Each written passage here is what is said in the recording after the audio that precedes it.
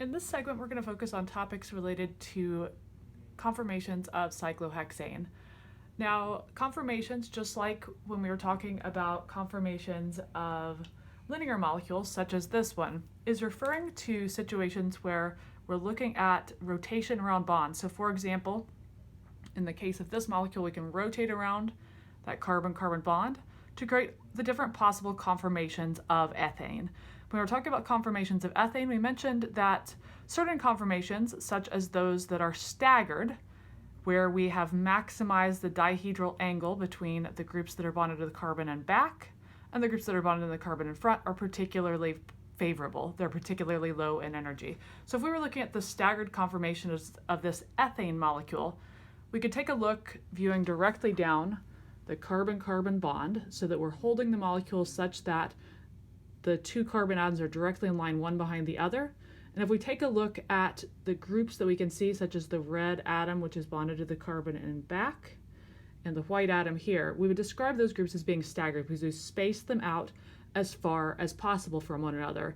Unlike if we rotate around to get to the so-called eclipsed conformation, where we can literally see that those groups in white and the one in red behind it, which we can't even see because they're eclipsed. This eclipsed conformation is really high in energy.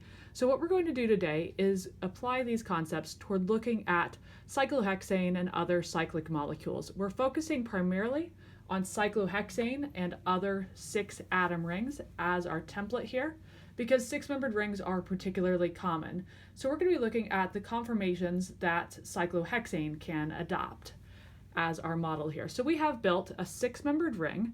Each of the black atoms in the ring, here, here, here, and here, are your carbon atoms. And attached to that, I have a series of green atoms, shown here, white atoms, shown around the beltway or perimeter equator of the molecule. And then if we flip it over, we can see the red atoms here on top. So we're going to look at what restrictions the fact that the atoms are locked into the ring put on what conformations the molecule can adopt. So if we want to create the lowest energy conformation of cyclohexane, keeping in mind what we learned about linear molecules, we want to make sure that we can lower the torsional strain of the molecule as much as possible by staggering the bonds. So we're going to stagger the bonds in an ideal world scenario to lower the torsional strain. Remember that the torsional strain is the strain that is introduced by having bonds eclipsed and atoms eclipsed, in other words, too close in space. So we're going to try to lower the torsional strain by staggering the bonds. And by staggering the bonds, we're also going to be staggering the locations of the atoms.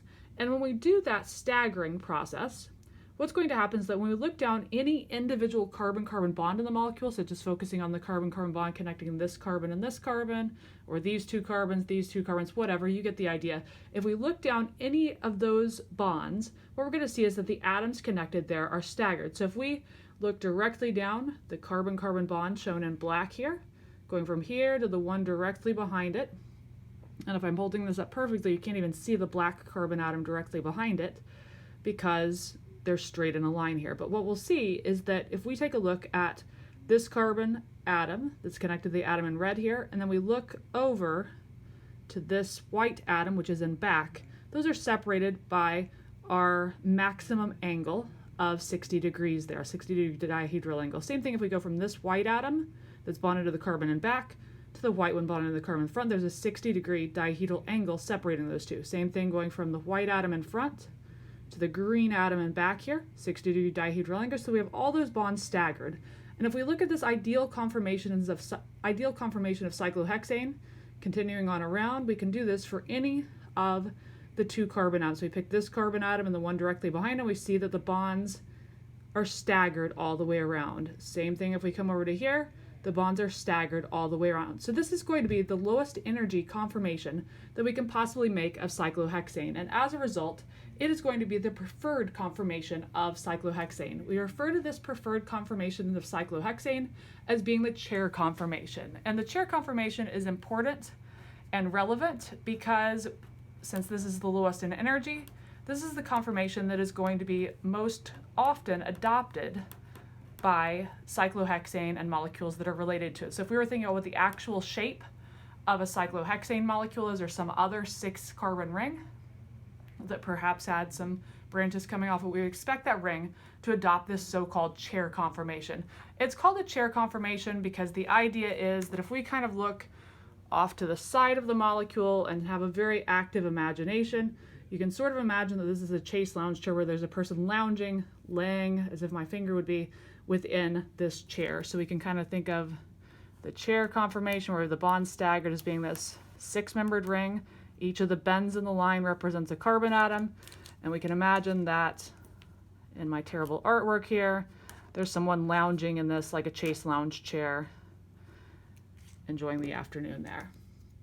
So this is referred to as the chair conformation. And there's some important features that we need to pick out and define related to the chair conformation. And if you have a molecular model kit, this would be a great opportunity to try out building a chair conformation of your own and picking out the different features of it. So in order to build your chair conformation, you would string together 6 carbon atoms in black, and then attach to that some additional atoms so that each of your carbon atoms is a tetrahedral carbon. It has 4 bonds coming from it. And what I've done is tried to color code, so I've put on each carbon atom one group that's white and one group that's red, or on the adjacent carbon atom, one group that's green and one group that's white there.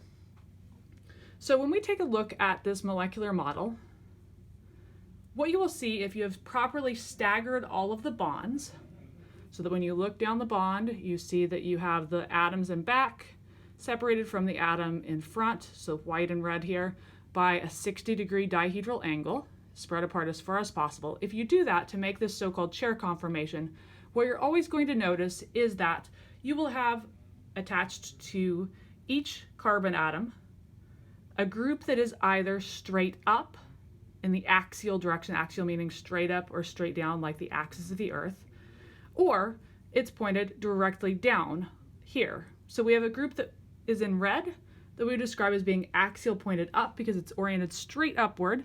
And we can tell in this video that it's oriented straight upward because when you look down at the carbon atom that's below it, you can barely see that carbon atom. And when we come to the green atom here, which you can hardly see unless I rotate the molecule a little bit there on the page, that green atom is pointed straight down. So we describe these groups that are oriented straight up or straight down as being axial groups. And that's key terminology that we're going to be using throughout this description of cyclohexane conformation. So axial groups are groups that are bonded to the carbon atoms of the ring that are pointed straight up or straight down. They're not angled outward. Instead, they are totally axial, straight up or straight down. So I'm going to say they're oriented directly upward or directly downward. They're not angled outward at all. They are perfectly vertical. So these axial groups in the image that I've made are currently red atoms and green atoms. The white atoms, on the other hand, those that are pointed outward around the equator of the molecule, are referred to as equatorial groups. So our equatorial groups are described as groups that are oriented around the equator of the molecule. They're not pointed straight up or straight down.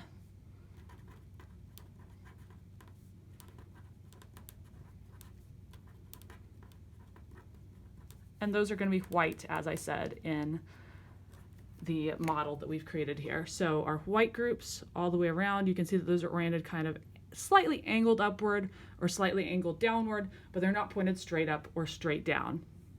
So as you look around the molecule and you kind of get a feel for what things look like here, it's always going to be the case that if you start with a carbon that has axial group pointed up, the very next carbon is going to have the axial group pointed downward. We come to the next carbon and the axial group is pointed upward.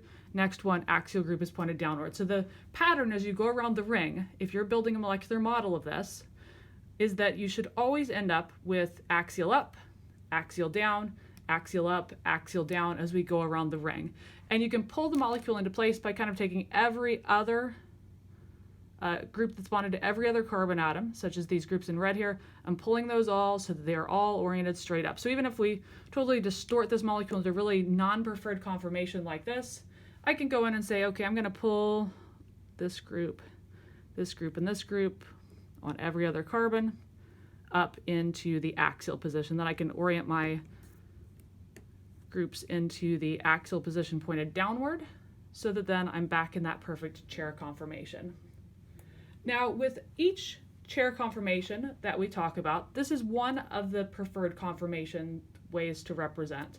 We can also do what we refer to as a chair flip to give a second chair conformation for the molecule. So every cyclohexane or cyclohexane derivative that we look at is going to have two possible chair conformations, the one that we've started with here and what we refer to as the ring flipped version. These are going to represent the two energy minima of the molecule. So we can do what we refer to as a ring flip. And what the ring flip is going to do is we're going to rotate around carbon-carbon bonds to interconvert between the two chair conformations that are possible for the molecule. So we're going to rotate around carbon-carbon bonds. So those black bonds between the two black atoms, to interconvert between chair conformations. And there are always going to be two chair conformations possible for each molecule. So that's a total of two chair conformers. That includes the one that I've started with here. So we're going to be building one additional chair conformation. The way that we change from one chair conformation to another by rotating around these carbon-carbon bonds within the ring is that once we complete that chair flip or ring flip, what's going to happen is that all of the groups that start off as axial, such as the red groups and the green groups, are going to become equatorial. All the groups that start off as equatorial, that's the ones in white, are going to become axial. So that's how we will know we have successfully carried out a ring flip, is that by definition in a ring flip, all the axial groups, which I'm going to abbreviate as AX, become equatorial. All the equatorial groups become axial. So that's what we're going to do here. And we should be able to accomplish this by simply rotating around carbon-carbon bonds. We do not need to fully tear the molecule apart and put it back together. We just rotate around carbon-carbon bonds. So what we're going to do here is pull by rotating around carbon-carbon bonds. We rotate around this bond to bring the equatorial white group up into the axial position. We come over to here, and every other carbon atom has to have an axial group that's pointed up, so we're going to rotate this into the upward position.